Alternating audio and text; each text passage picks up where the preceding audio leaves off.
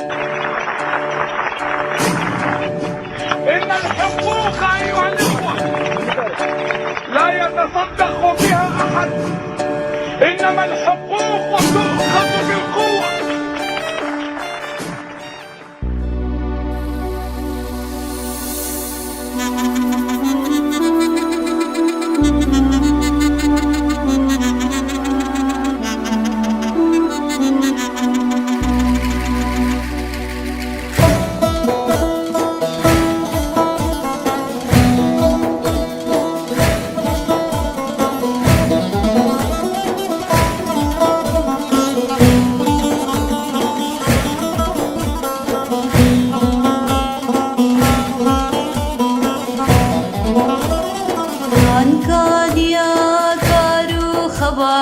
كاني دبستانا والله كاني شيخين بابي مراد كاني معشوقي خزنوي كاني معشوقي خزنوي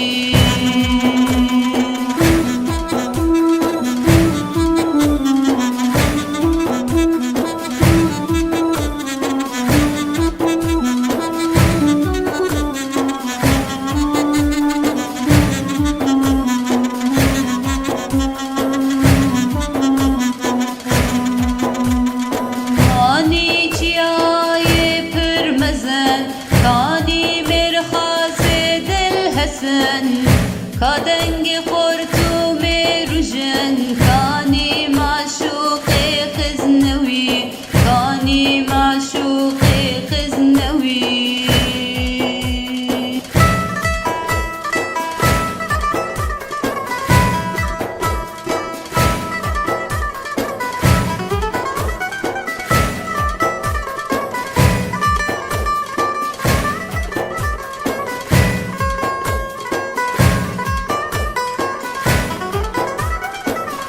خزنوي كان خشبان كاني برجير ولوان كاني شفال كاني هبان كاني معشوقي خزنوي كاني معشوقي خزنوي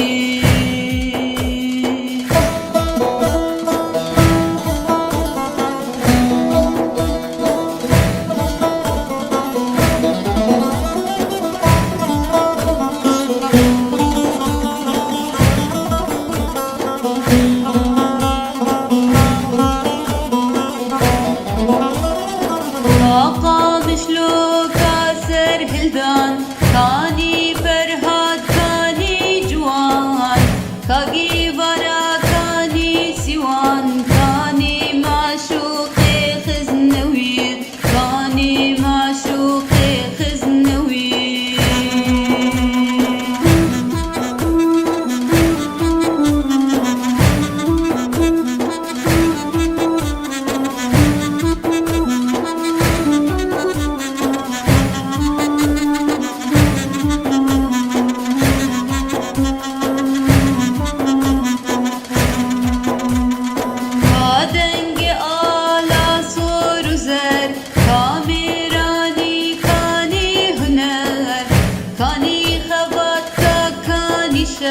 كاني معشوقي خزنوي كاني معشوقي خزنوي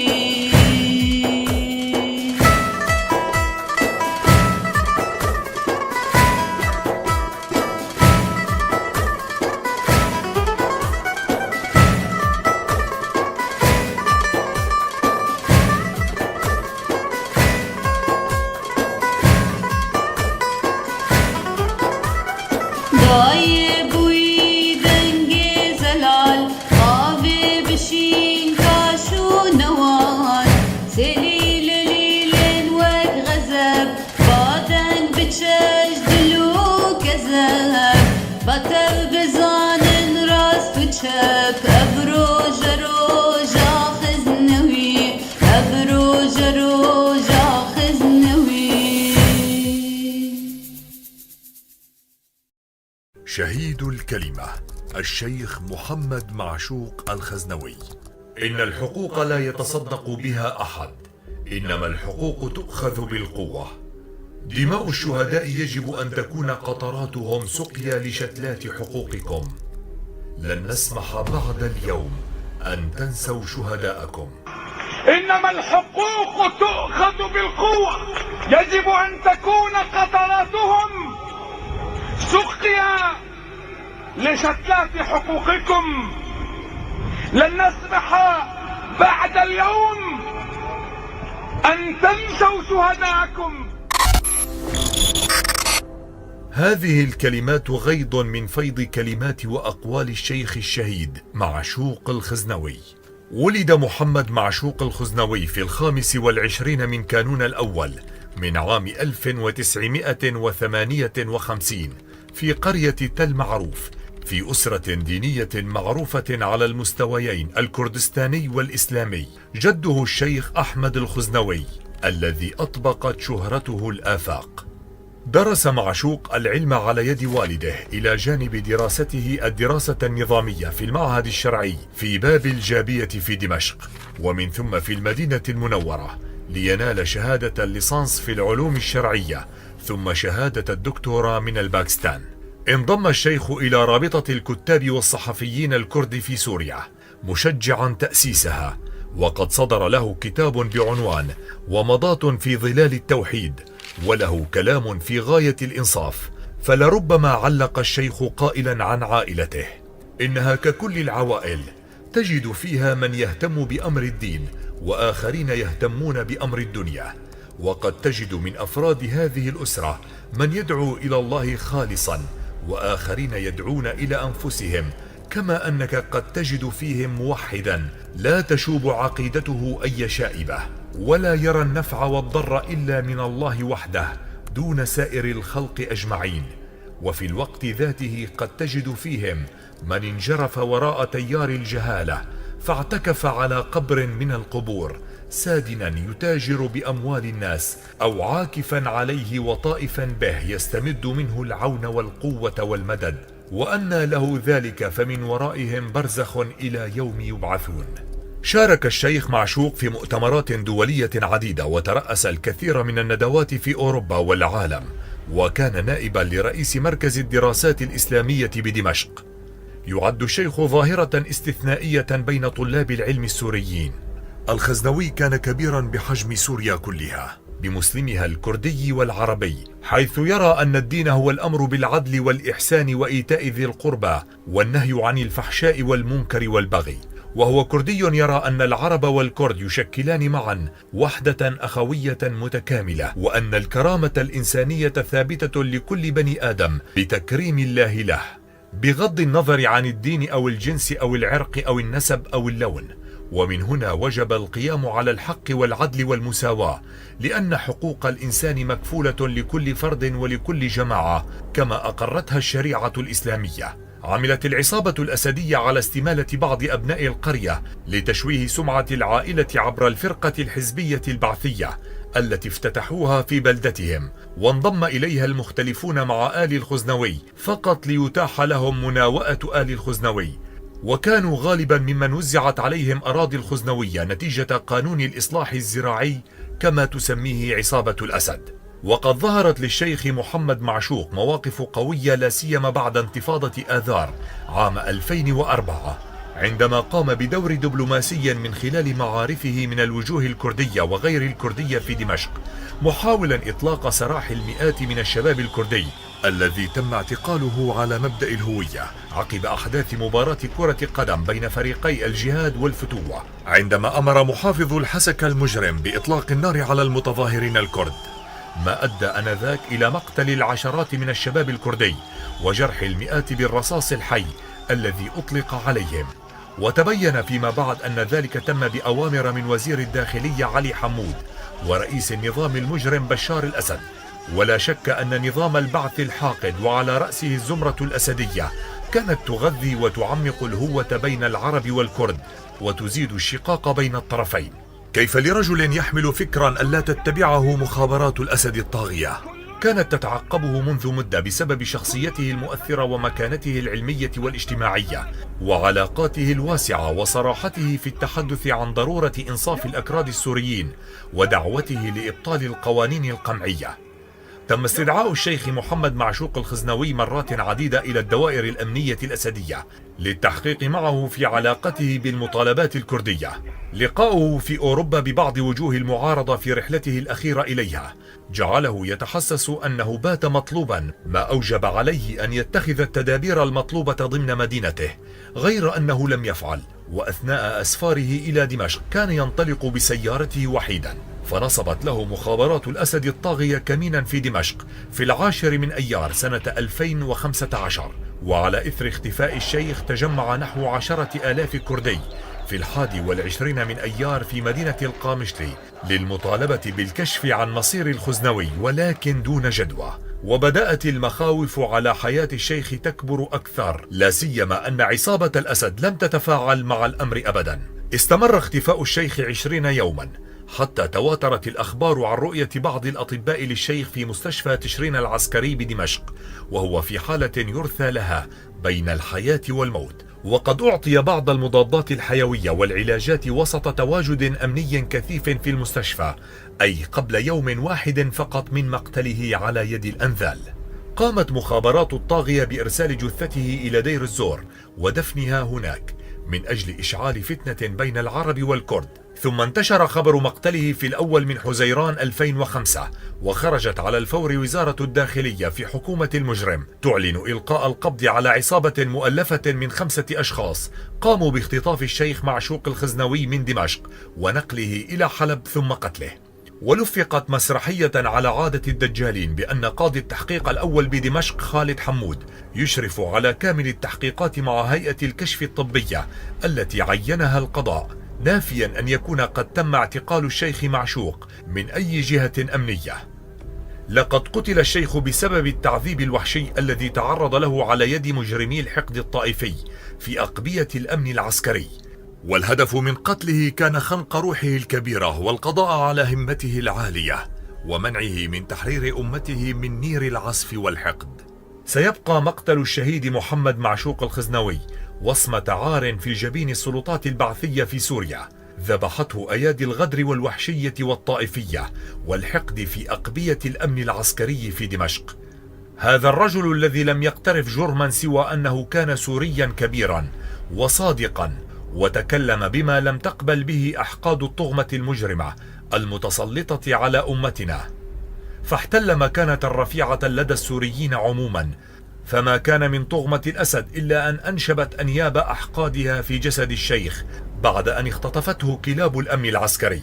وها هم باتباع أساليب القتل والاعتقال يريدون حرمان سوريا من مفكريها ومن علمائها، يريدون أن تكون سوريا لآل الأسد، ولكن هيهات هيهات.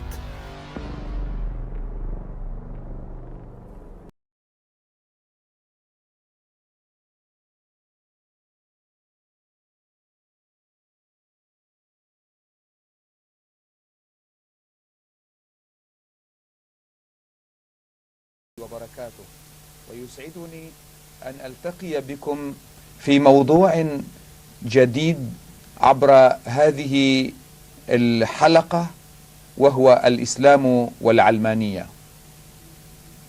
العلمانية أيها الإخوة مفهوم تعرض في العالم الإسلامي وخاصة العربي منه إلى تشويه وتحريف كبيرين، ولا تزال مختلف المدارس الإسلامية السياسية تعمل على تحريف هذا المفهوم بغية إبعاد الناس عنه، لأن الإسلاميين السياسيين يراهنون على أن يكون الإسلام مطية لهم، وأي شيء يجعل السياسة مشاعا لهم ولغيرهم سيكون مدعاة لمخاصمتهم وعداوتهم لهذه الفكرة.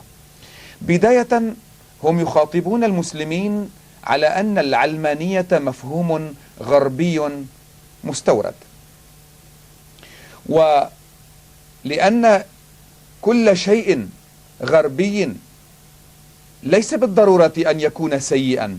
أقول لا تضر العلمانية أنها جاءت من عالم غربي، فالديمقراطية وتداول السلطات والتعددية وغيرها من المعاني رسختها حضارة العالم الغربي في هذا العصر، ونحن كمسلمين وإن كانت لنا سوابق ولنا أصول في مثل هذه القضايا، لكن هذا التطبيق العملي وهذا التقنين لمثل هذه المبادئ شيء جديد علينا، وديننا الإسلامي يحبذ أن نأخذ بها من باب الحكمة ضالة المؤمن، أينما وجدها كان أولى بها.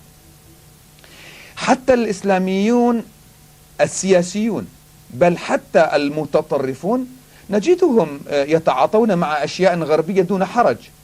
حتى الذين يمارسون التفجير ضد الغرب يستعملون التلفزيون ويستعملون الانترنت ويستعملون كل وسائل الحضارة الغربية. لما؟ يتشنجون من مفهوم العلمانية ويحاولون محاربتها وتشويهها من خلال تجارب عقيمة أو قزمة أراد بعض الناس أن تظهر للعالم الإسلامي من أجل تشويه هذا المبدأ، كما ظهرت تلك الصور في العلمانية التركية، حيث أراد الإسلاميون السياسيون دائما أن يلفتوا أنظار المسلمين إلى العلمانية التركية التي رسخها أتاتورك، والتي هي ليست فصل الدين عن الدولة وإنما معاداة الدولة للدين. لم يقل أحد في الغرب أن العلمانية هي معاداة الدولة للدين، إنما العلمانية هي فصل الدولة عن الدين، بمعنى أن يكون للدين مؤسساته الخاصة التي ترعى شؤون الدين وتسعى في تربية أتباعه وإيصال رسالة الدين إلى معتنقيه أو إلى من تريد أن تبشرهم برسالة الدين. أما الدولة فهو مجال رحب لكل من يمتلك قدرة في السياسة وإدارة المجتمع وفن قيادة الناس. ولعل عودة منا إلى التاريخ الإسلامي سنجد أن النظام في عهد الخلفاء الراشدين كان علمانيا، بمعنى فصل الدين عن الدولة. لقد كان سيدنا أبو بكر الصديق رضي الله عنه حاكما يتحرى مصلحة العباد. نعم، هم مسلمون وينطلقون من خلفية إسلامية، وليست العلمانية معاداة لقيمهم ومبادئهم، هم حتما سيتحركون وفق هذه المبادئ والقيم، لكنهم كانوا يفصلون بين الدين والسياسة.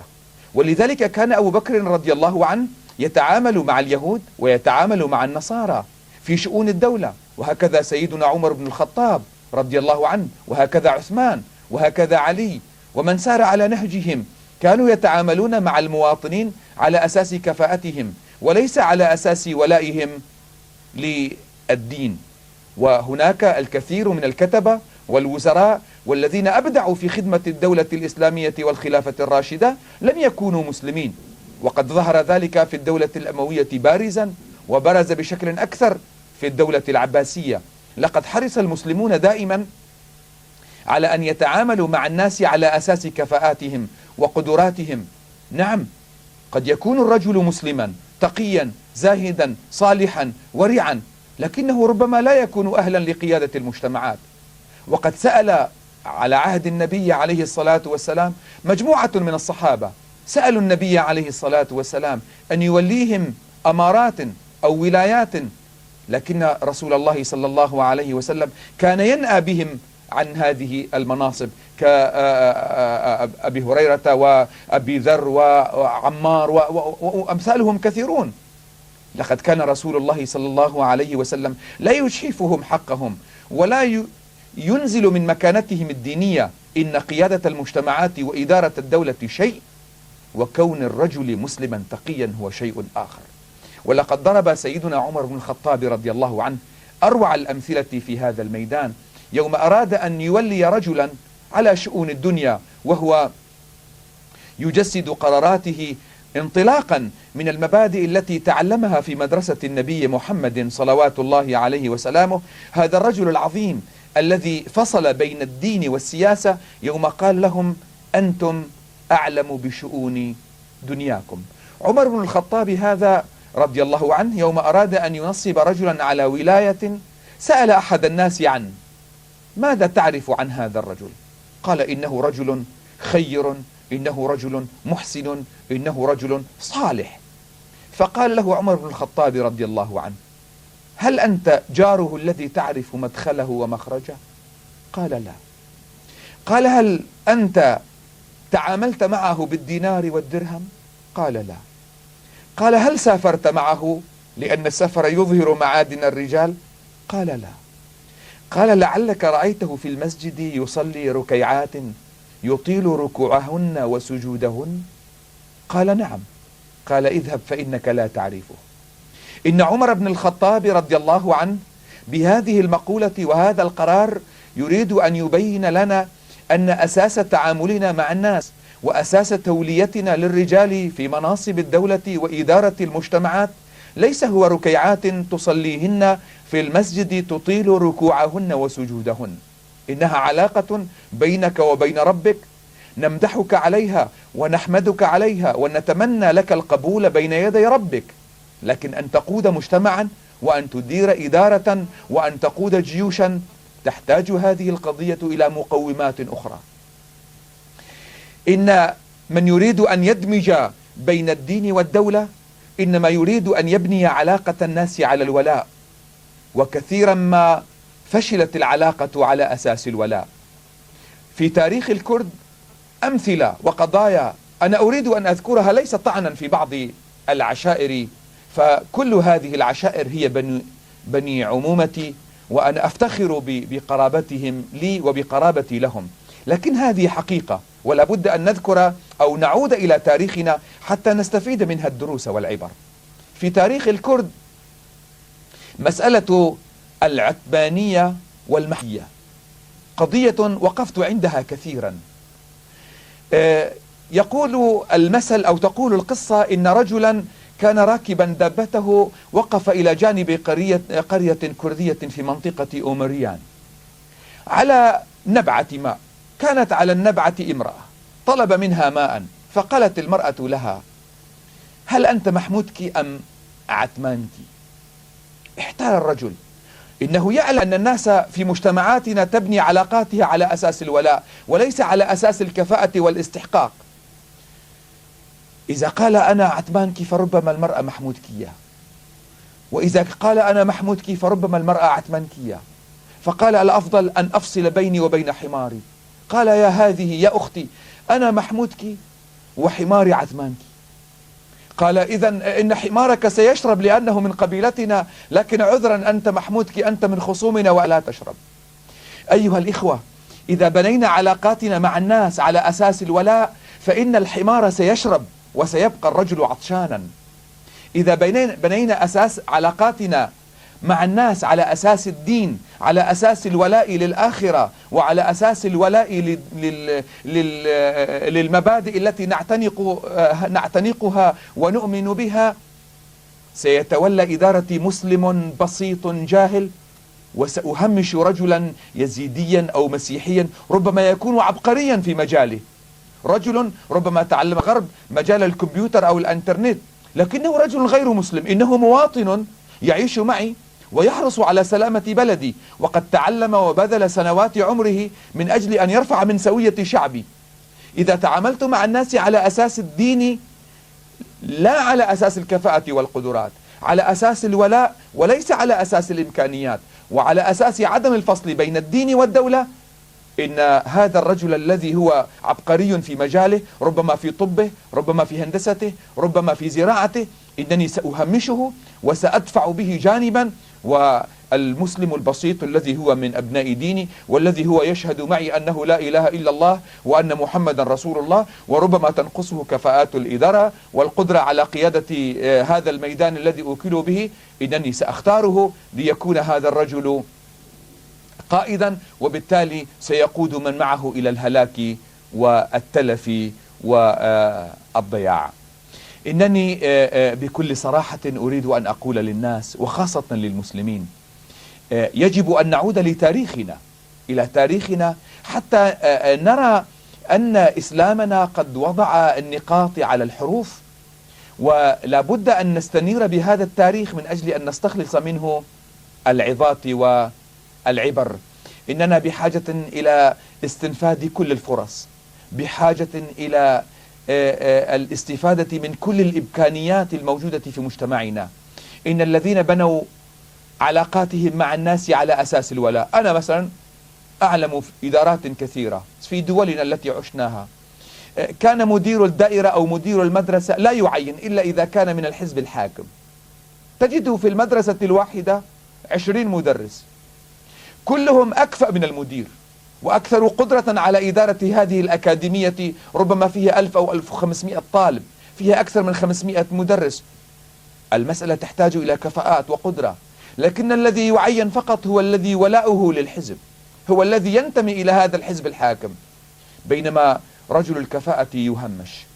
إنني من باب وضع النقاط على الحروف، ولأنني مسلم وأعلم أن الإسلام قد توجر به، وخاصة من قبل الأحزاب الإسلامية كثيرا، لأن السياسة إذا كانت مشاعا لكل الناس سوف لن نجد إلا فرصة تتناسب مع قدراتنا، وربما قدراتي لا تسمح لي أن أخذ موقعا معينا.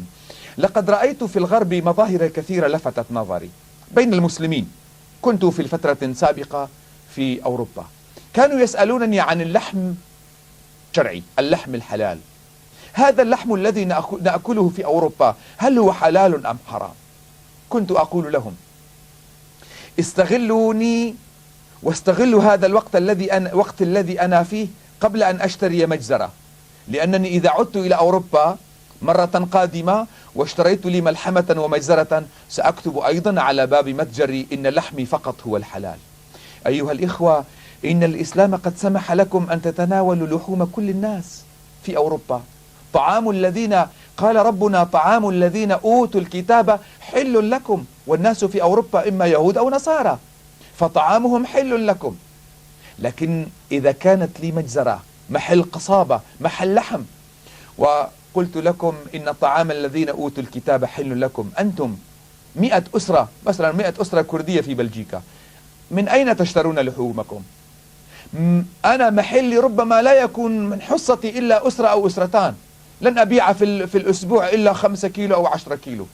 لكنني إذا قلت لكم إن لحمي هو الحلال ولحم غيري هو حرام ونجس، إنني حينني سأضمن 100 أسرة لتكونوا من زبائني وأبيع اللحم إليكم وأنتم تشترون مني حصرا، لأن لحمي شرعي ولحمي إسلام. وهكذا نحن كمسلمين ليست ضرورة أن أحرم السياسة على المسلمين.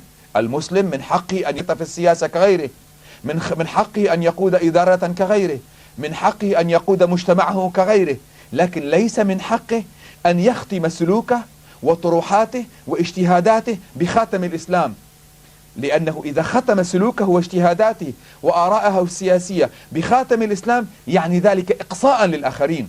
إنه حينئذ سيقول للناس إن هناك خير وشر، أنا من أتباع الخير وغيري من أتباع الشر، أنا من حزب الله والآخرون ليسوا من حزب الله.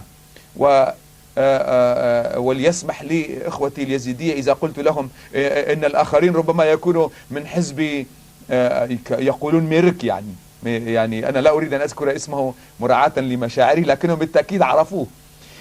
إنني حين أصنف نفسي على أنني من حزب الله، هذا يعني أن الآخرين هم من حزب أمريكان إيدي، بمعنى أنني ألغيت الآخرين، أقصيت الآخرين، كفرت الآخرين، فسقت الآخرين، بدعت الآخرين، لأضمن أصوات الفئة المسلمة البسيطة. أنا وحدي أحكم بسم الله، كما كان الأباطرة أيام زمان، أيام الرومان وغيرهم كانوا يقولون نحن نحكم بسم الله. ما الفرق بيننا وبينهم؟ إذا كنت أنا أدعي أنني أحكم بسم الله وهم كانوا يقولون نحن نحكم بسم الله، بينما رسول الله صلى الله عليه وسلم علمنا أن لا نحكم بسم الله. نحن بشر نخطئ ونصيب، ولذلك حين كان يرسل رسوله إلى الناس كان يقول لهم إنهم أرادوك أن تنزلهم على حكم الله فلا ترضى، فإنك لا تدري أتصيب حكم الله أم لا، ولكن أنزلهم على حكمك.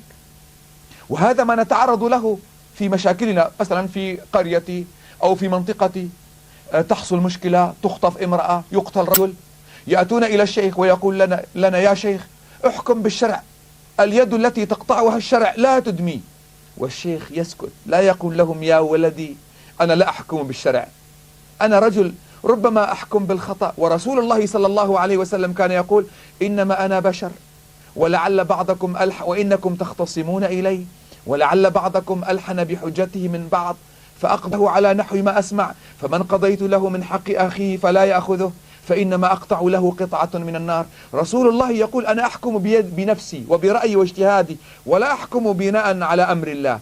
لكن هذا الشيخ المسكين أو الملا المسكين لا يقول للناس أنا لا أحكم باسم الشرع، إنه إن قال يخشى أن تنزل مكانته، يجب أن يتجرأ ويطبق منهج النبي عليه الصلاة والسلام ويقول لهم أنا لا أنزلكم على شريعة الله وأنا لا أنزلكم على حكم الله، فأنا لا أدري، أنا بشر، أنا لا أدري أصيب حكم الله أم لا، ولكنني أنا رجل سأجتهد وأبذل جهدي لأن أوصلكم إلى أقرب ما يكون إلى الشرع.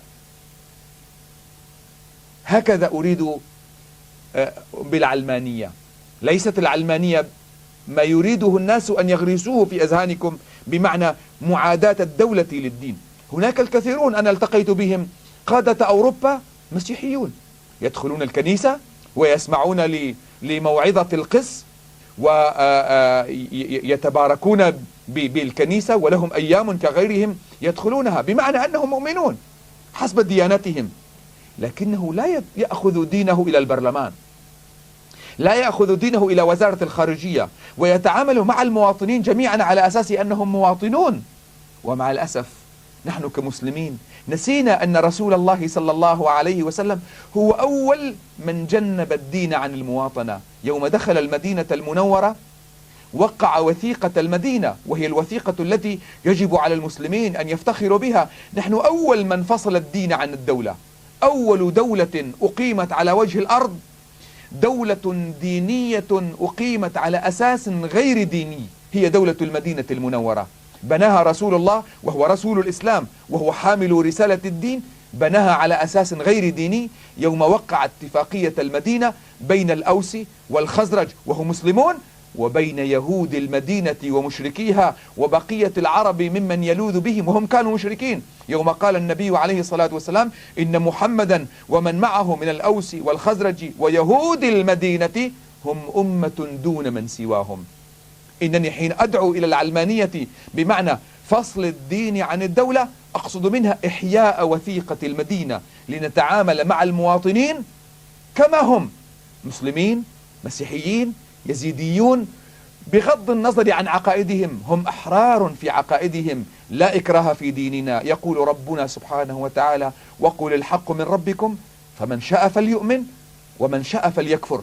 الناس سواسية كأسنان المشط، ونحن كدعاة كمسلمون كمربون كملالي كمشايخ نحن وظيفتنا أن ندعوهم إلى رسالة الإسلام من خلال منبر رسول الله صلى الله عليه وسلم. وذكر إنما أنت مذكر لست عليهم بمسيطر.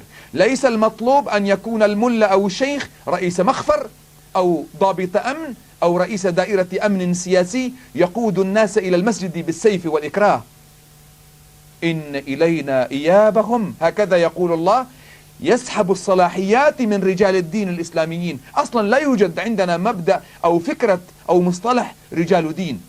إن عندنا علماء أوعى من غيرهم، فقهاء أكثر معرفة بالشرع، وليس لهم سلطة على المسجد وليس لهم سلطة على المجتمع. إن إلينا إيابهم، هكذا يقول رب العزة جل جلاله. ليس لكم علاقة بعبادي، لا أطلب منكم أن تهدوهم، إنك لا تهدي من أحببت ولكن الله يهدي من يشاء. إن إلينا إيابهم ثم إن علينا حسابهم.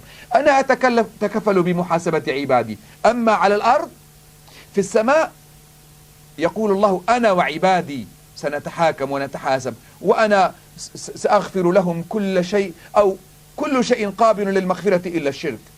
أما في الأرض فأنتم سواسية أمام القانون، وأنتم سواسية أمام الواجبات، وعليكم أن تبنوا بلدانكم وأوطانكم يدا بيد، بغض النظر عن إيمانكم، بغض النظر عن دياناتكم، بغض النظر عن تمسككم بهذه الأديان أو عدم التزامكم بهذه الأديان. أنتم في الدنيا يجب أن تعيشوا تحت مظلة قول رسول الله صلى الله عليه وسلم يوم قال الخلق كلهم كلهم، ولم يقل المسلمون، الخلق كلهم عيال الله، وأحبهم إلى الله أنفعهم لعياله. تسجل أنت علامات ترتقي بها في الدنيا عند الله بمقدار ما توصل المنفعة إلى البشرية، بمقدار ما تخدم أنت بني آدم، بمقدار ما توصل رسالة إنسانية وتحق حقا وتبطل باطلا وتعين مظلوما وتغيث ملهوفا. وعلى هذا الأساس قيمت خديجة الكبرى أم المؤمنين رضي الله عنها رسول الله صلى الله عليه وسلم. نبينا محمد عليه الصلاة والسلام المسلمون جميعا يعلمون أنه يوم جاء من غار حراء أول ما أنزل الله عليه اقرأ، جاء وهو تعب، وهو يقول زملوني زملوني، دسروني دسروني، أصيب بالحمى، وهو يخشى الهلاك. لكن خديجة كانت تطمئنه وتقول لن يخزيك الله ولن يضرك الله. لما لا يخزيه الله؟ كانت تستشهد خديجة بهذا، تقول إنك تغيث الملهوف وتعين على نوائب الدهر. إذن قيمت خديجة رسول الله صلى الله عليه وسلم على أساس خدماته، على أساس علاقته ببني البشر، على أساس علاقته بعباد الله. أنت رجل تحرص على كرامة الإنسان، حقوق الإنسان، إحقاق الحق، إغاثة الملهوف، إعانة المظلوم، لن يخزيك الله. وهكذا كان، لم يخزيه الله، وصار نبي هذه الأمة الذي وصلت رسالته إلى أصقاع الدنيا. لكننا مع الأسف اليوم نحن بسلوكياتنا، بأخطائنا، بمتاجرتنا بمبادئه، نحن نقزم دعوته، نحن نضيق الخناق على إسلامه. يجب أن نعود خطوات إلى الوراء، إلى منهج النبي عليه الصلاة والسلام، ومنهج خلفائه الراشدين، ومنهج صحابته، لنفصل بين حقائق الإسلام المقدسة وبين اجتهادات الرجال وبين ممارسات الرجال. إن أوروبا لم تتقدم إلا بعد أن فصلت بين ما يدعونه بالنص المقدس الذي هو الإنجيل لديهم أو التوراة، وبين ممارسات الكنيسة. ممارسات الكنيسة كانت مملوءة بتصرفات خاطئة وسلبية أعاقت مسيرة أوروبا، ولذلك اضطر الأوروبيون أن يهمشوا مسيرة الرجال ويبقوا اجتهادات الرجال، لأنها جهود بشرية وتجارب قابلة لأن تكون صحيحة وقابلة لأن تكون خاطئة. نحن اليوم يجب أن نطبق حديث رسول الله صلى الله عليه وسلم: الحكمة ضالة المؤمن، أينما وجدها كان أولى بها. يجب أن نفصل بين نصوصنا المقدسة الكتاب وسنة رسول الله صلى الله عليه وسلم الصحيحة، وبين ممارسات الرجال واجتهادات آبائنا وتراث أجدادنا. نعود إلى هذا التراث، نأخذ منه الجذوة ونترك الرماد. ليس ذلك طعنا في أجدادنا، إن الرماد الذي يوجد في موقد أجدادنا يوما ما كان جمرة، لكن اليوم أصبح رمادا.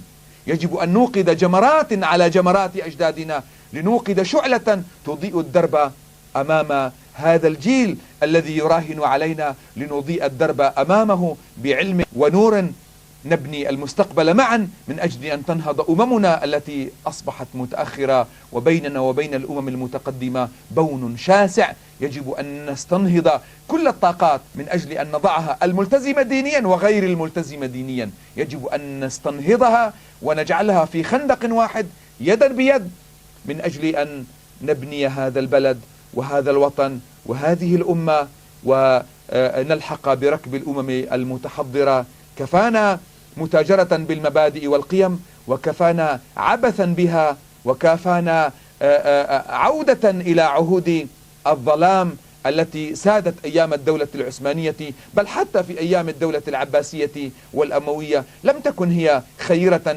بشكل كامل، ولم تكن نيرة بشكل كامل. إن مسيرة أجدادنا فيها الخير وفيها الشر، يجب أن نعود إليها، نبحث عن الخير فنطورها ونستثمرها، ونتجنب عن الشر، امتثالا لقوله سبحانه وتعالى حين قال: الذين يستمعون القول فيتبعون أحسنه، وقوله تعالى: أولئك نتقبل عنهم أحسن ما عملوا. إذن هناك أشياء أخرى لن نتقبلها منهم، لكن أحسن ما عملوا نتقبلها منهم، يتقبلها الله منهم، ونحن كأجيال جديدة جاءت من بعدهم نحن أيضا نتقبلها ونطورها من أجل خدمة المجتمع. إن العلمانية التي أقولها يجب أن يحملها المسلمون، لأن العلمانية إذا حملها غير المسلمين فلن تكون إلا علمانية أتاتورك، بمعنى معاداة للدين. لكن إذا المسلمون هم من تلقاء أنفسهم قالوا إن نصنا المقدس يجب أن يكون فوق الملاحظات، ولن نسمح لأحد أن يتاجر بهذه النصوص، إن الإسلام هو ملك الجميع، الأحزاب التي تعمل كيسار، والأحزاب التي تعمل كيمين، والأحزاب التي تعمل كحياد، وهكذا كل وشتى الإيديولوجيات، إنها كلها من هذا الأرض، إنهم جميعا مسلمون. لا يمكن لجماعة معينة قد يكون 1000 أو 10,000 أو 100,000 يأتوا ويقول نحن مسلمون، نحن حملة كتاب الله، نحن الذين سنعيد عهد الخلافة الراشدة، أما هذه الأحزاب الأخرى فهي خارجة عن دائرة الدين. إننا بهذا نقصي الغالبية العظمى من المجتمع. نحن كمسلمين يجب أن نقول لهم افصلوا مؤسساتنا الدينية. إن المؤسسات الدينية في البلاد الإسلامية اليوم تعاني من قهر الدولة، ولن تستطيع المؤسسات الدينية لا في المسجد ولا في المدرسة أن تبدع وأن تخدم الإسلام وتجتهد إلا إذا فصلت نفسها عن الدولة.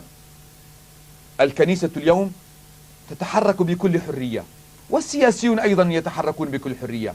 نحن اليوم بحاجة أن نفصل المسجد عن مؤسسات الدولة ليتحرك المسجد بكل حرية، وأنا واثق أن المسجد إذا كان حرا في خطابه، في منبره، في دعوته، في ظرف سنوات قليلة سأغير المجتمع رأسا على عقب، ليس بالسيف وليس بالسيارات المفخخة، وإنما بالحكمة والموعظة الحسنة ورسالة رسول الله صلى الله عليه وسلم التي تنبعث من القيم والمبادئ وتنبعث من مكارم الأخلاق. إن المجتمع في أرضيته مسلم، وحين يسمع رجلا مسلما شيخا عالما يتكلم بكل حرية في قيمه ومبادئه فلن يسعه لا اليمين ولا اليسار ولا الحياد، لن يسعه إلا أن يطأطئ الرأس احتراما لقيم الإسلام ومبادئ الإسلام. آمل في لقاءات أخرى أن نضيء هذا الموضوع بشكل أكثر وبشكل أدق. أرجو الله أن ألقاكم وأنتم بخير وتوفيق وسرور. السلام عليكم ورحمة الله وبركاته.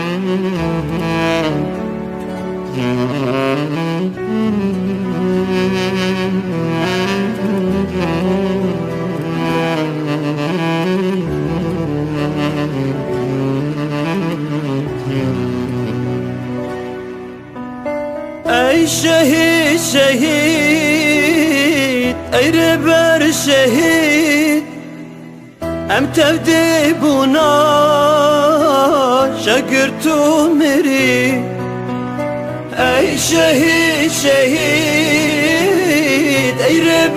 شهيد ام تبدي بنا شقرت مري ام تبدي بنا شقرت مري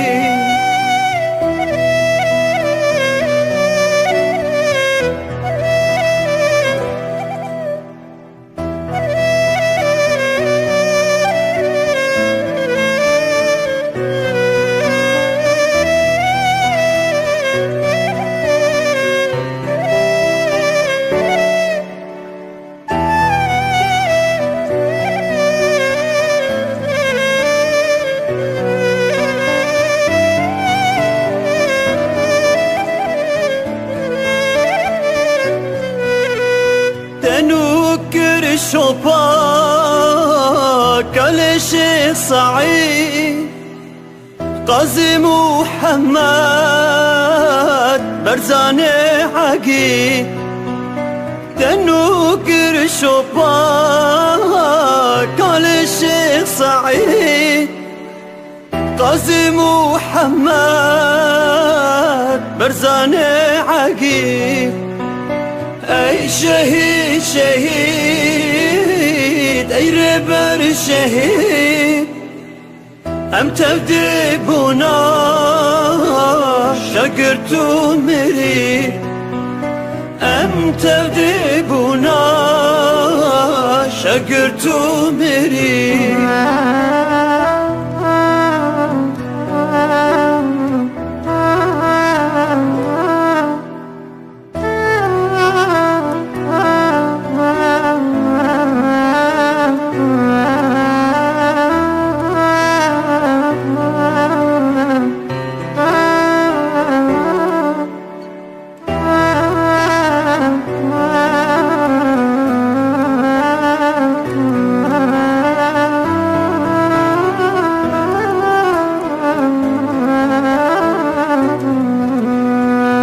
شهيد كرد معشوق اولدار لخوين صار كر دستن كل هذا اي شهيد كرد معشوق اولدار لخوين صار كر دستن كل هذا اي شهيد شهيد اي ربر شهيد ام تبدي بنا شقرت مري ام تبدي بنا شقرت مري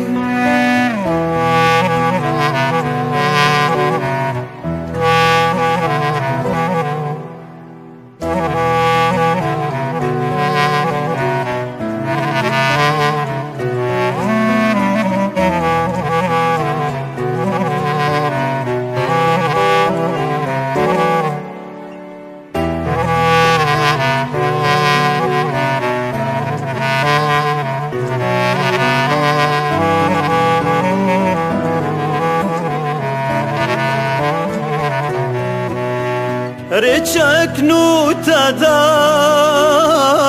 بشيام الهاد لبما شورتا قد بيروز بدولات ريتشك نوتا دا بشيام الهاد لبما شورتا قد بيروز بدولات اي شهيد شهيد اي ربر شهيد ام تبدي بنا شقرت مري ام تبدي بنا شقرت مري